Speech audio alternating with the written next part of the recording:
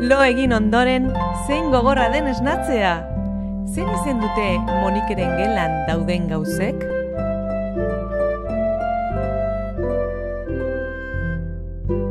Kamiseta, bizkar zorroa, jostailuen kutxa, oinetakoak, eguzkia. Asteburua heldu da. Atsegin ditugun gauza horietarako egun aproposak. Asteko gozari goxo bat. Zer gozaltzen ari da Monike?